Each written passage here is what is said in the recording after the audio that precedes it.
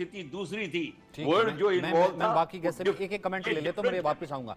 Ukraine और Russia की स्थिति दूसरी थी, अमेरिका डायरेक्टली आ गया, नेटो हो गया। कुलकर्णी सर मैं आपके पास आता हूं सबसे पहले, फिर उसके बाद सुरेश सर मैं आपके पास आऊंगा, फिर रविंदर जी के पास। कुलकर्णी सर सबसे पहले मतलब वो स्थिति अगर दूसरी थी, अमेरिका डायरेक्टली आ गया, नेटो ले आया, पूरा आर्म इंडस्ट्री ले आया, अब तक वो चल रही है, किसी ने सोचा भैया शाम तक जो है यूक्रेन खत्म हो जाएगा, जमीन दोज हो जाएगा? वो तो ऐसे चल रहा है, वीडियो गेम चल रहा है। अब यहाँ पर भी ऐसे ही चल रहा था, लेकिन ये हमास वाला ऐसे लग रहा था कि भैया ये हो जाएगा। हमास भी एक तरीके का उन्होंने वीडियो गेम बना दिया, लेकिन इसराइल जानता है अमेरिका है पीछे, अमेरिका जो है अमेरिका ने चुप करवा रखा है, बदला तो होगा ही होगा। जैसा सर ने बताया कि कुछ नहीं बिगाड़ सकते इसराइल का इस तरीके से एयर स्ट्राइक बोन एयर करके, और बॉर्डर मिलता नहीं है, तो फिर इसराइल क्या करेगा या जवाब कैसे देगा? इस वक्त क्या चल रहा होगा? एक छोटा सा पॉइंट ऐड करते हुए कि उन्होंने उनकी जो वॉर कैबिनेट है ये कहा कि हम बदला लेंगे। उनकी डोमेस्टिक जो इस वक्त कॉन्स्टिट्यूंसी है वो इस वक्त उबाल पे है कि बदला होना चाहिए हमारे घर में। इस तरीके से कैसे जो है हमला कोई कर सकता? देखिए, स्थिति तो नाजुक है, इसमें कोई शक नहीं है। ईरान ने शुरुआत की है और भड़काने की कोशिश तो इसराइल ने भी की, पर इसराइल ने जो कार्रवाई की दमिश्क पे उससे ओन अप नहीं किया है। लेकिन ईरान ने जो कार्रवाई की वो तो साफ इसराइल पर कार्रवाई की, लेकिन कार्रवाई करने से पहले उसने तुर्की को खबर की, यूएसए को खबर की। तो और जिस तरीके से उन्होंने 300 मैं कहूंगा कि मिसाइल, रॉकेट, ड्रोन फायर किए, उन सबको सऊदी अरेबिया ने भी गिराया, जॉर्डन ने भी गिराया, यूएसए ने भी गिराया, और of course iron dome, Patriots, Arrow, सब जो पूरा एयर डिफेंस सिस्टम है इसराइल का, सब ने मिल करके और 99% उसका खात्मा कर दिया। तो ईरान ने बदला भी लिया, सांप भी मरा और लाठी भी नहीं टूटी करके ईरान ने सोचा। इसराइल का नुकसान नहीं हुआ, लेकिन इसराइल को एक मौका मिल गया कि कब अब ये जो कार्रवाई ईरान और करता आ रहा है इसराइल के बरखिलाफ फलस्तीनियों के कॉज के लिए, यानी कि फलस्तीनियों के लिए, जो फलस्तीनियों के जो उनके खुद के नेबर्स हैं, उन्होंने तो कुछ किया नहीं, ना इजिप्ट ने किया, ना जॉर्डन ने किया, ना सऊदी अरेबिया ने किया इतने साल से। तो ईरान खड़ा हुआ है और उनकी लड़ाई लड़ रहा है प्रॉक्सी वॉर के द्वारा, हमास के द्वारा, हिजबुल्लाह के द्वारा, हुदीस के द्वारा। और ऐसे वक्त में जब गाजा पट्टी को आप सब जानते हैं क्या हालत बना रखी है, तो एक तरीके से इसराइल को मौका भी मिला है। प्लस इसराइल जब भी चाहे करने की कोशिश, लेकिन एक बहुत बड़ी बात है, दोनों के बीच में 1700 किलोमीटर का अंतर है, कोई बॉर्डर नहीं है। यानी कि अगर इसराइल फायर करेगा या जिस प्रकार से ईरान ने फायर किया, तो कितना एयर स्पेस में से गुजरे और कितनों ने उनके जो मिसाइल, ड्रोन, क्रूज, बैलिस्टिक सबको गिराया। इसी माफिक इसराइल अगर ईरान पे हमला करता है तो कईयों के एयर स्पेस को इस्तेमाल करना पड़ेगा, तो इतना आसान नहीं होगा ईरान को भी इसराइल को ईरान के ऊपर फायर करना या हमला बोलना। दूसरा, ईरान का जो न्यूक्लियर है वो अंडरग्राउंड है, बहुत अंडरग्राउंड है। चाहे उसका यूरेनियम एनरिचमेंट 84% हो गया होगा, 3-4 न्यूक्लियर बॉम्ब बनाने की काबिलियत होगी। टैक्टिकल जिस प्रकार से इनके ये प्रॉक्सी है, हिजबुल्लाह है, हुदी है, टैक्टिकल बना करके हो सकता है प्रोलिफरेशन करने की काबिलियत है ईरान में। और ये जो अभी तक ड्रोन ये फायर हुए, इनमें जो इस्तेमाल किए हुए चीजें हैं, वो सब चाइना का कनेक्शन साफ नजर आता है कि कहां से किसको क्या क्या हिस्से पुर्जे मिले हैं, उन्होंने क्या इस्तेमाल किया। तो एक बड़ा हॉच पॉच सा सिचुएशन है, इसमें कोई शक नहीं। दुनिया में स्थिति नाजुक है, लेकिन दोनों इसराइल को ईरान को लगा कि वो शुरू कर देगा?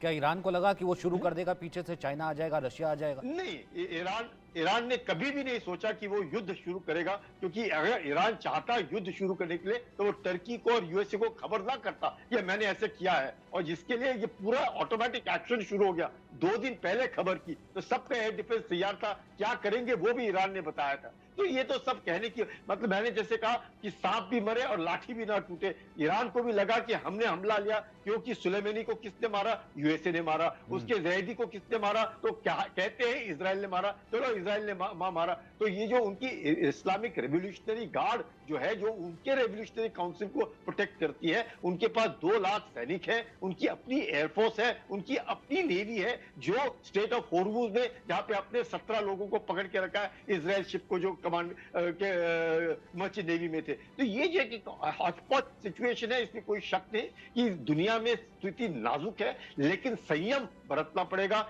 इसराइल हमला ना करे, ईरान इस तरह की, ईरान ने तो तौलिया डाल दिया है बॉक्सिंग रिंग में कि भाई हम नहीं लड़ना चाहते, हमने जो कार्रवाई करनी थी हमने कर दी। ये साफ दर्शाता है कि ईरान भी नहीं चाहता है, यूएसए भी नहीं चाहता है। रूस ने जरूर बात की है उनसे, ईरान से ये कहने के लिए कि संयम बरती जाए। चीन जो है वो कभी भी नहीं चाहेगा, क्योंकि चीन के ऊपर सैंक्शंस हैं, ईरान के ऊपर सैंक्शंस हैं। तो इस सब के मद्देनजर मुझे लगता है दुनिया जो है दो गुटों में बंट गई है, वेस्टर्न वर्ल्ड और इस्लामिक वर्ल्ड। तो इस्लामिक वर्ल्ड जो है वो ईरान के साथ खड़ा है, और वेस्टर्न वर्ल्ड अगर हम कहें यूएन भी है उसके साथ, तो उन्होंने तो साफ बोला है कि ईरान ने इस तरह की कार्रवाई नहीं करनी थी, यानी कि वो ईरान के बरखिलाफ है। तो ऐसे माहौल में स्थिति नाजुक है, किसी ने भी भड़काने की कोशिश नहीं करनी चाहिए। इजराइल ने संयम बरतना चाहिए, और इजराइल को भी मौका मिला है गाजा पट्टी से, तो किस तरीके से ये प्रफुल्ल बख्शी सर ने भी कहा कि उसको मौका मिल गया। अब हिजबुल्लाह अब तक तो प्रॉक्सी कर रहा था ना, मौका मिल गया भैया, आप प्रॉक्सी करोगे हम तो मसल करके रख देंगे, इतनी कैपेसिटी तो वो रखता ही है। लेकिन इन सब के बीच सुरेश गोयल सर की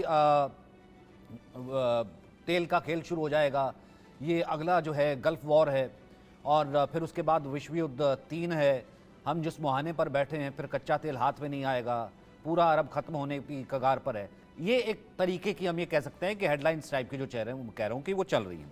और दूसरा ये, इसमें किस तरह की जो है डिप्लोमेटिक इस वक्त चीज़ें चल रही होंगी, जो अब हम ये कह सकते हैं कि लगभग कितने दिन हो चुके हैं उस जो भी ड्रोन अटैक्स हुए, उसके बाद हमला होगा, बदला लिया जाएगा, लेकिन हुआ नहीं, तो क्या हो रहा होगा? अगर आपका सवाल मेरे से सचिन ये है कि I should look into the crystal ball और देख करके बताऊं कि इजराइल क्या करने वाला है, तो इजराइल क्या करने वाला है उसके बारे में तो अमेरिका को भी नहीं मालूम है। आपको मालूम है अच्छी तरह से कि जब इजराइल ने गाजा में एंट्री की थी तो यूएसए को बिना बताए एंटर किया था। उस टाइम पर वो काफी सारी चीजें राफा के ऊपर अगर उसको अटैक करना है, उसने अभी तक अमेरिका से राफा की हमले का डेट शेयर नहीं किया है। ये तो ये युद्ध के मामलों में ये कहना कि को कब करेगा, क्या करेगा, क्यों करेगा, जब तक हद से ज्यादा बेवकूफ नहीं हो वो ये इंफॉर्मेशन किसी से शेयर नहीं करेगा, अनलेस कि वो उसका वॉर में पार्टनर हो। और मेरे ख्याल है अमेरिका की और इजराइल की पार्टनरशिप अभी भी 100% नहीं है, हालांकि अमेरिका यूएसए का काफी बड़ा सपोर्टर है। तो पहली बात तो मैं माफी चाहूंगा कि अगर मैं ये बिल्कुल कहने में असमर्थ रहूं कि क्या करेगा। एक चीज जरूर कहना चाहूंगा मैं ये कि अगर ईरान ने ड्रोन से, मिसाइल से हमला किया इजराइल के ऊपर, जानने वालों का कहना है कि उसके टाइम के लिए 2-3 घंटे का गैप था कम से कम, कि जब वो फायर करने के बाद में मिसाइल और ड्रोन इजराइल के एयर स्पेस में पहुंचेंगे। इसका मतलब कि यूएसए और इजराइल के पास काफी टाइम था कि वो उसको न्यूट्रलाइज कर लेते। कहीं ऐसा नहीं होता है कि आप 300 ड्रोन भेजे, मिसाइल भेजे, और उनमें से आपके एयर स्पेस में एक भी आके आपको नुकसान नहीं पहुंचा पाए, कितना भी तैयार हो आप, unless there is an element of surprise या मालूम हो पहले से, इतना कामयाब डिफेंस कभी नहीं होता। तो इसका मतलब ये है कि ईरान ने जब अटैक किया, ईरान का अंदेशा ये नहीं था कि इजराइल को नुकसान पहुंचाना है, उसको जो वहां पर उसके कॉन्सुलेट्स पर हमला हुआ सीरिया में, उसका जवाब देना था। ये कहा भी जाता है कि जब सुलेमानी को मारा गया, जो हमास ने हमला किया इजराइल में 7 अक्टूबर को, वो उसका जवाब था, क्योंकि हमास, मैं कह नहीं सकता सही है गलत है, लेकिन अटकलें लगाई जा रही है। तो मैं ये कहूंगा पहली बात तो ये है कि इजराइल ने भी अगर बदला लेना है, लेगा जरूर, लेकिन क्या बदला ऐसा होगा कि उससे ईरान दोबारा हमला करने के लिए अब वो आगे बढ़े? ईरान ने अभी तक ये कहा है कि वो इजराइल के ऊपर आगे हमले नहीं करना चाहता है। मेरा मतलब ये है कि दोनों को मालूम है, इजराइल को भी और ईरान को भी, कि आगे हमले करने से किसी का कोई फायदा होने वाला नहीं है, नुकसान ही होगा, क्योंकि यूएसए की भी लिमिटेशन है, इलेक्शन का साल है उसके लिए। ये नेतन्याहू की मजबूरी ये है कि अगर नेतन्याहू बदला नहीं लेगा तो नेतन्याहू का पॉलिटिकल फ्यूचर खतरे में है। ये तो होगा, लेकिन कितना आगे बढ़ेगा ये कहना बहुत मुश्किल है। विश्व युद्ध की बात करते हैं आप, हमारे दिमाग में विश्व युद्ध का एक मतलब ये निकलता है कि दुनिया में 2 खेमे हैं, 2 ग्रुप में कंट्रीज बट गई हैं, और वो 2 ग्रुप में कंट्री बट करके एक दूसरे की जमीन के ऊपर हथियारे की या फौजें भेजकर अटकल हमले करने की कोशिश कर रहे हैं। अभी जो दुनिया में हो रहा है, क्या हो रहा है? यूक्रेन में वॉर हो रही है, साउथ चाइना सीज के ऊपर टेंशन बनी हुई है, मिडिल ईस्ट में वॉर शुरू हो गई है ये। तो ये क्या पॉसिबल है कि मल्टीपल थिएटर्स ऑफ वॉर हो? अफ्रीका में देख लीजिए क्या हो रहा है, लैटिन अमेरिका में इक्वेडोर और मैक्सिको देख लीजिए क्या हो रहा है ये। तो क्या ये पॉसिबल है कि multiple smaller theatres of war हो, लेकिन multiple smaller theatres of war में कुछ कंट्रीज ऐसी हो जो अपना आगे का फायदा देख रही हो? अगर देखा जाए इसमें, अगर मिडिल ईस्ट में किसका फायदा होने वाला है? अगर पेट्रोलियम के प्राइसेस बढ़े, सबसे पहले कंट्री जिसका नुकसान होगा यूएसए, सॉरी इंडिया का। इंडिया इस टाइम पर एक कंट्री ऐसी है जो कि चाइना को टक्कर देने की स्थिति में है। यूएसए और चाइना में टकराव बढ़ रहा है, साउथ चाइना सीज आमने सामने खड़े हैं वो लोग। फिलीपाइंस में जो है, पहले फिलीपाइंस चाइना के साथ में हो गया था, फिर दोबारा पलट गया है ये। तो अगर देखा जाए पूरे क्षेत्र को, यूक्रेन की मदद करने को तैयार नहीं है यूएसए। तो पूरा अगर देखा जाए तो पहले ही मतलब मिनीलेटरल झगड़े हो रहे हैं। आगे कहां तक बढ़ेंगे, आगे कहां तक इनका कॉलिशन बनेगा, कहना बहुत मुश्किल है। लेकिन मैं इतना जरूर कहूंगा कि इकोनॉमिकली, पॉलिटिकली और स्ट्रेटेजिकली वर्ल्ड में काफी तनाव पहले से बढ़ चुका है। अब ये तनाव खत्म हो सकता है या नहीं हो सकता है, ये डिपेंड करता है ये अमेरिका के ऊपर कि अमेरिका इसको कितना आगे बढ़ाना चाहेगा, और चाइना के ऊपर कि चाइना क्या समझता है कि इस समय वो पीछे हटने पर ठीक है और आगे का इंतजार करे या अभी है ये। रशिया अभी देखा जाए तो चाइना के साथ में है ये, लेकिन आगे टाइम निकला रशिया कहाँ रहेगा कहना बहुत मुश्किल है। तो ब्रॉडली सिचुएशन ये है, लेकिन ये कहना बहुत मुश्किल है कि अभी आगे क्या होगा। जहां तक मेरा अंदाजा है, इजराइल इतना बड़ा खतरा मोल नहीं लेगा कि ये युद्ध बढ़कर के पूरे ये मिडिल ईस्ट को और ज्यादा एनगल्फ कर ले। जी, तो आपने जिस लाइन पर छोड़ा, मैं उसी लाइन से आगे कंटिन्यू करता हूं कि ये अमेरिका को तय करना है कि वो इसको कितना आगे ले जाना चाहता है या लेकर के जाएगा। रोबिंदर सचदेव से बेहतर अमेरिका को, with due respect to everybody, कोई नहीं जानता। और रोबिंदर, इस वक्त अमेरिका क्या सोच रहा होगा कि पंगा ले लिया, कि इजराइल कुछ भी कर सकता है, बिना बताए भी कर सकता है। एक तरफ वहाँ पर चल रहा है पहला, दूसरा यूक्रेन वाला फ्रंट, और मुसीबत तो है ही है। या फिर इस वक्त वो खुल करके कहेगा कि नहीं, खत्म कर दो, इजराइल को उड़ा दो। हालांकि ट्रेडिशनल है, मामला पुराना है, चलता रहता। तो इस वक्त दुनिया किस मुहाने पर खड़ी है? Thank you so much, Sachin, for such gracious words. But definitely, yes, हमारे eminent panel हैं, and I'll take off from where Ambassador Goel कह रहे थे। मैं bullet points में कहूँगा क्योंकि time का थोड़ा होगा। One, मेरे picture में, before coming to America, मेरे view में तो दुनिया already एक world war में है, right? Several reasons which Ambassador Goel has already said, world war already चल चुकी है। Now back to America. America में एक बहुत बड़ी प्रॉब्लम हो गई है बाइडेन को। ये साल इलेक्शन ईयर है। इजराइल गाजा वॉर को लेकर के भी बाइडेन को यही प्रॉब्लम हो रही है कि पैलेस्टीनियंस के सपोर्ट में बहुत लोग आ रहे हैं अमेरिका के अंदर, और इतने आ रहे हैं इफेक्टिवली कि बाइडेन की इलेक्शन पर खतरा हो रहा है। दैट इज वन, वो ऑलरेडी गाजा वॉर से चल रहा था।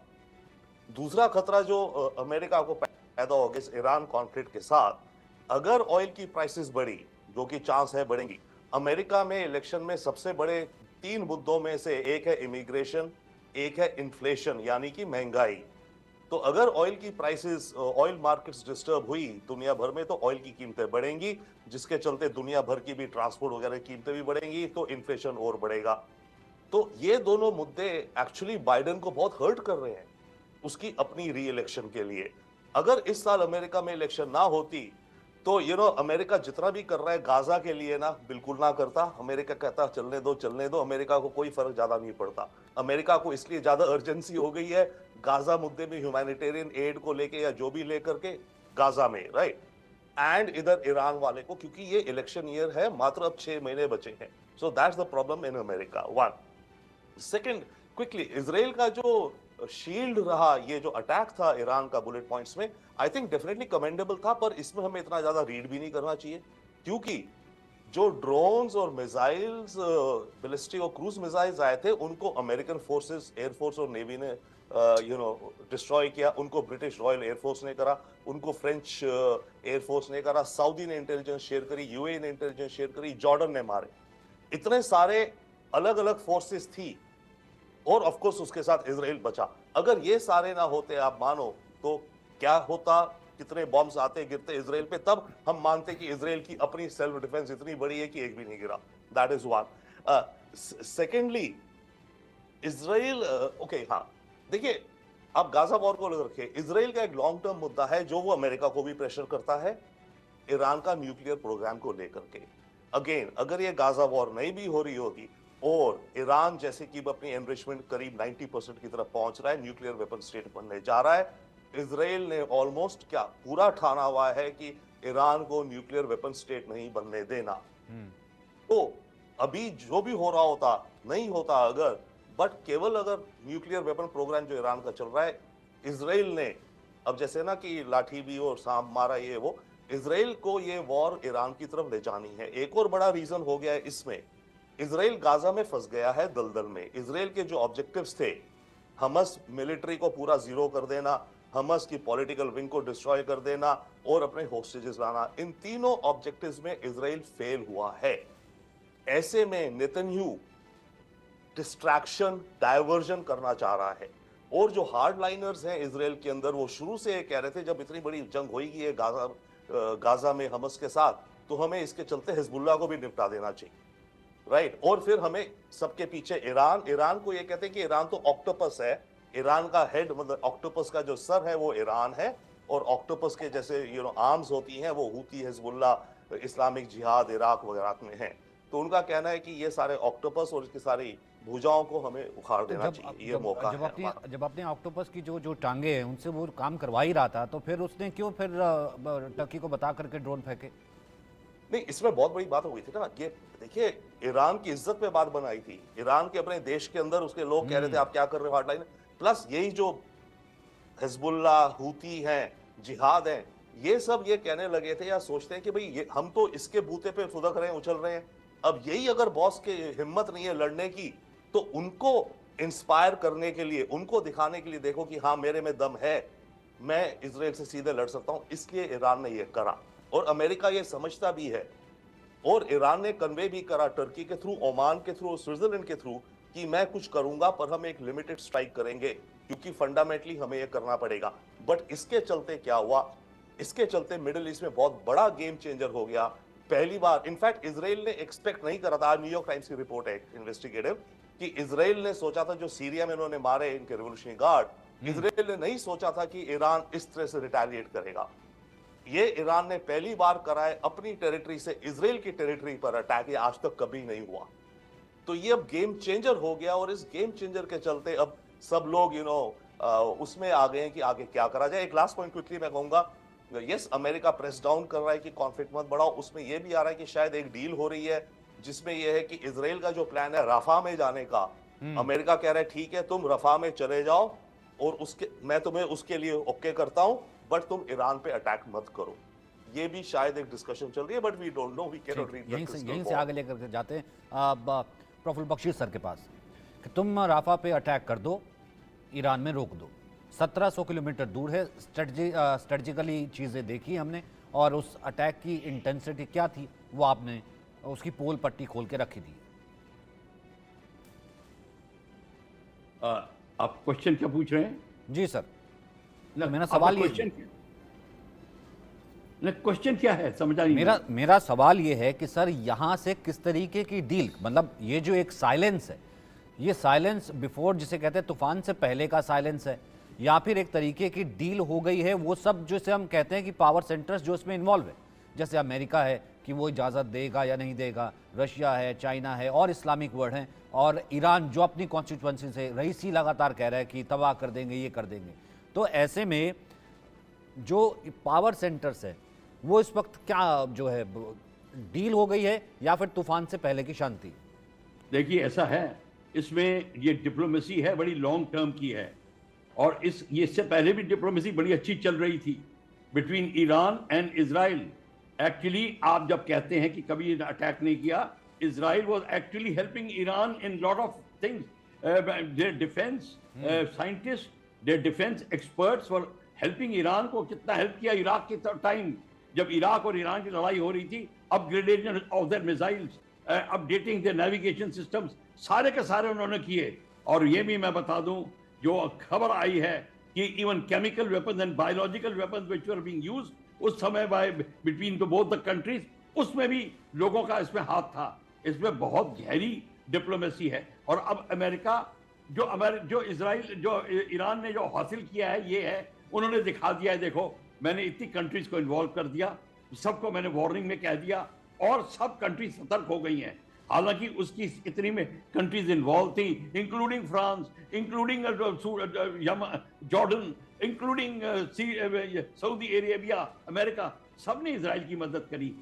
लड़ाई कोई नहीं चाहेगा. The international diplomacy does not want the fight, but they will like to have कि कोल्ड वॉर सिचुएशन जारी रहे, ताकि इनकी डिफेंस इंडस्ट्री चलती रहे. ये जरूर चीज होगी, और ये बड़ी जोर से होगी. चाइना सब इसमें फायदा उठाएंगे, पर दे विल नॉट वांट कि इसमें लड़ाई शुरू हो जाए ऑल आउट, और न्यूक्लियर का यूज की नौबत आ जाए. सबसे बड़ी बात है, इजराइल की जो साइबर एक्टिविटी है वो बहुत तगड़ी है. हालांकि ईरान बड़ा बोस्ट करता है, वो एक्चुअली स्टार्ट हो चुकी है. दोनों साइड इस्तेमाल कर रहे हैं. इस अटैक में भी साइबर एक्टिविटी इस्तेमाल हुई है. अगर आपको इजराइल और सीरिया की जो लड़ाई याद है 1973 की, वहां पे भी उन्होंने बहुत सारे इस्तेमाल किए थे साइबर एक्टिविटी, एंड ड्रोन्स के ऊपर साइबर एक्टिविटी हुई है इस बार. इसीलिए इतने सारे ड्रोन्स न्यूट्रलाइज हुए हैं, मिसाइल्स हुई हैं. तो मैं आपको ये बताना चाह रहा हूं कि इस समय दोनों साइड्स नहीं चाहती कि स्पिल ओवर हो ये टेंशन, और दोनों अपना पॉलिटिकल पॉइंट सामने रख सके. और इस समय इंडिया का इंटरेस्ट बहुत गहरा है. ये मेरे को अभी खबर नहीं आई है कि इंडिया किस तरीके से कर रहा है, पर हमारे को इस एरिया में अपना इंटरनेशनल मिडिल ईस्ट यूरोप का जो कॉरिडोर बनाया है हमने, उसको उसके ऊपर आंच ना आए, हमें उसकी इंटरेस्ट है. और इसलिए इजराइल और ईरान दोनों देख रहे हैं इंडिया को कि किस तरीके से इंडिया इंटरवीन करे और उनकी मदद के लिए है. India is friendly to both the countries. It is in India's interest and interest of all countries कि ऑल आउट वॉर ना हो. सबने यूक्रेन और रशिया को देख लिया है, and they have all realised the futility. NATO को पता चल गया है कि हमारी कोई चाल कामयाब नहीं हुई है वहां पर, और इसीलिए अब ये स्थिति यहाँ नहीं पैदा होने देना चाहते, और किसी तरीके से they want to bring the temperatures down.